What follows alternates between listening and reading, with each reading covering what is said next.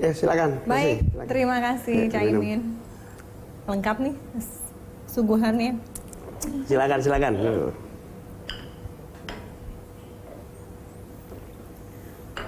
Kita mau bicara soal Pilkada 2018 ya, Cak ya.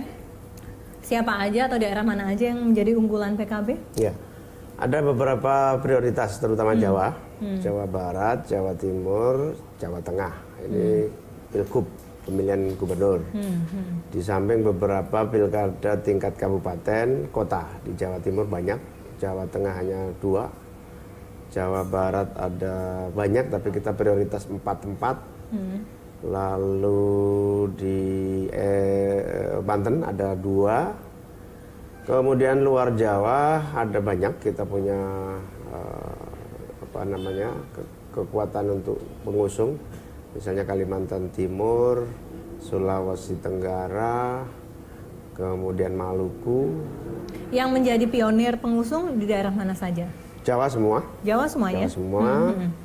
Kemudian di Maluku, juga di Kalimantan Barat. Sumatera Utara? Sumatera Utara, tapi masih proses di Bawaslu karena diganjal calon kita. Diganjal karena dibatalkan syaratnya. Iya. Kita juga punya calon gubernur di Kalimantan Timur. Oke.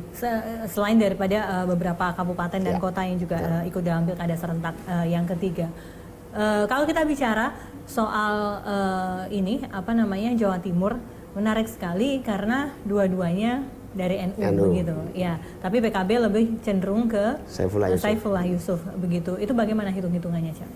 Jadi Saifullah Yusuf ini sejak awal menjadi wakil gubernur Jawa Timur adalah didukung oleh para kiai utama. Kiai-kiai atau ulama-ulama besar papan pertama itu solid. Kemudian karena solid maka PKB harus taat. Maka kita menyebutnya dengan dukungan jumhur ulama atau mayoritas ulama atau kesepakatan ulama terbesar jumlahnya.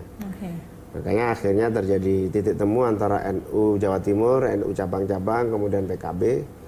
Calon yang PKB usung awalnya adalah ketua PKB, kemudian harus ditarik tetap menjadi DPR untuk memberi kesempatan kepada Saifullah Yusuf guna menyelamatkan jumhur itu, guna menyelamatkan keputusan ulama terbesar.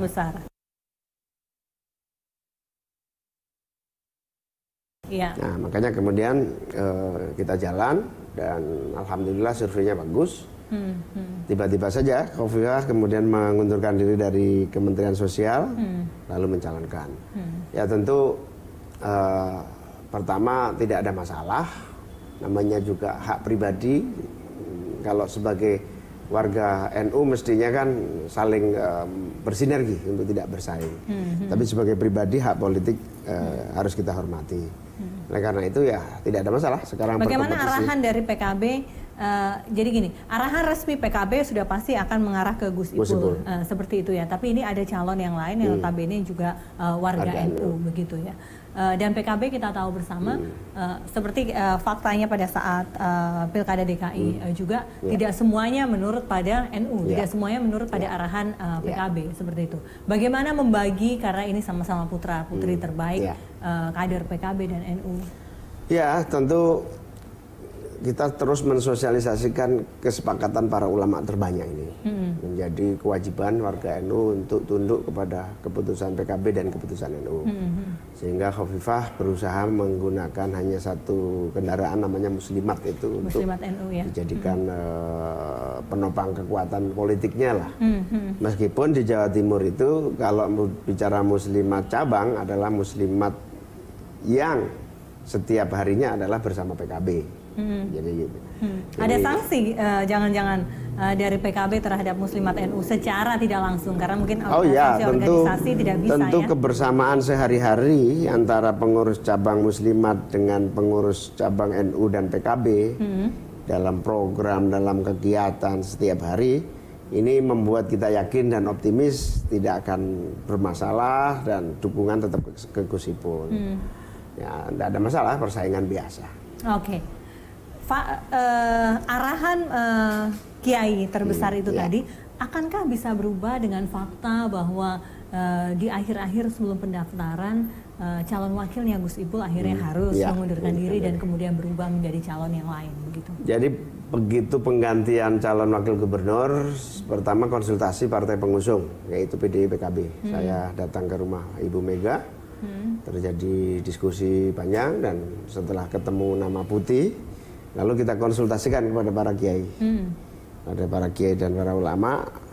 Akhirnya terjadi diskusi panjang, tapi sampai pada kesimpulan sepakat semua mendukung karena Putih ini menjadi wakil gubernur Jawa Timur.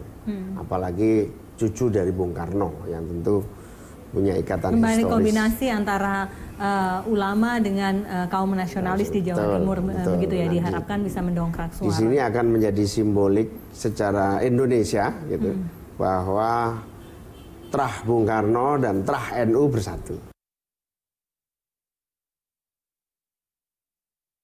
Tapi faktanya adalah survei-survei terakhir, khususnya sesudah wakilnya Gus Ipul berganti, adalah Ibu Khofifah tetap menempati posisi kedua, tapi jaraknya sudah tidak terlalu jauh lagi dari Gus Ipul. Ada strategi khusus tidak? Ya, wajar ada shock waktu itu, shock, stagnasi ketika peristiwa penggantian calon wakil gubernur.